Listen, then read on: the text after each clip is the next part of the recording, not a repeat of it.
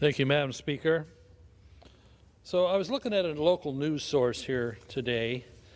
The title of the article was "Heat Waves Add Burden to Electric Vehicle Owners." So there is challenges, it turns out, that these heavy, expensive batteries in electric vehicles have a tendency to get damaged by high temperatures. Electric vehicles are extremely complicated and they're expensive. Repairing batteries in them is nearly impossible, and replacing one is very costly. I saw a bit on there's a very expensive brand of pickup out that they were talking about how to repair it in a fender bender. Somebody hit the rear quarter panel on it, and it kind of drove the body work up into the rest of the forward part of the car. Well, it isn't just a matter of repairing that quarter panel. They had to take the vehicle almost entirely apart and made it a $42,000 repair because there's so much complexity with all the electric vehicle technology that drives all the different wheels and has such an extensive wiring system. So we're being told as Americans that we should start driving these vehicles. We should buy them, replace what we have, and drive these vehicles.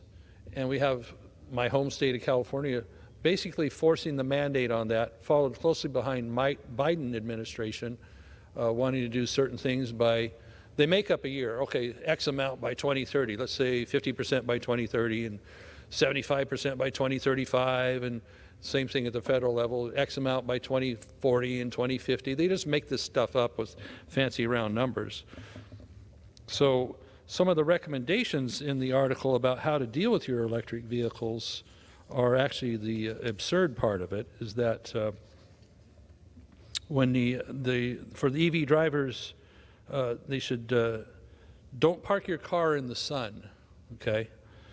Charge during cooler times of day. Now, I got to spend the weekend here in D.C. because my plane was canceled going home the other day. So you try and figure out where the cool time of day is in D.C. And when you're going to charge your car. Use air conditioning sparingly. Sure. In places like this, or even where there's more humidity in the south and others, you're going to drive along in this car because it's electric and not use your air conditioner. One of the really good ones was that they wanted you to not charge. They wanted you to keep the charger plugged in while you're using the air conditioner. Okay, what does that even mean in the article?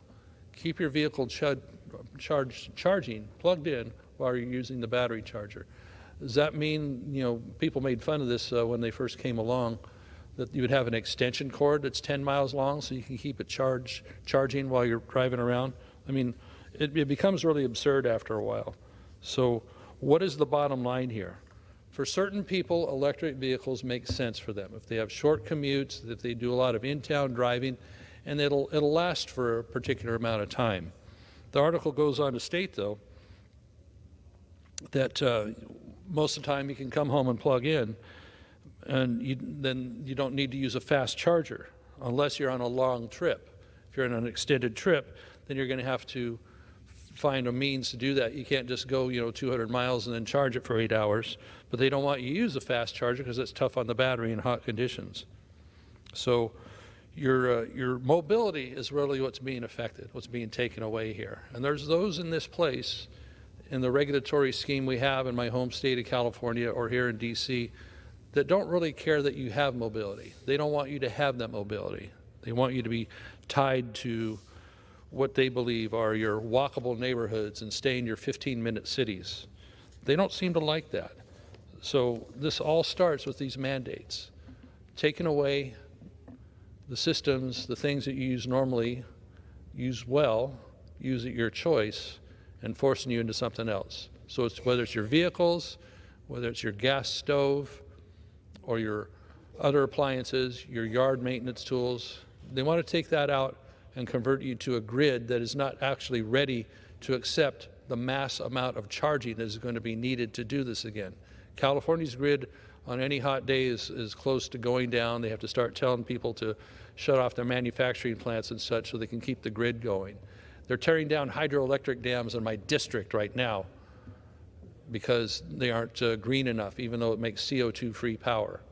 It's absurd what's going on with the regulatory state, and we need to stop the Biden administration by doing it just by executive action. It needs to run through us so we're held accountable to you.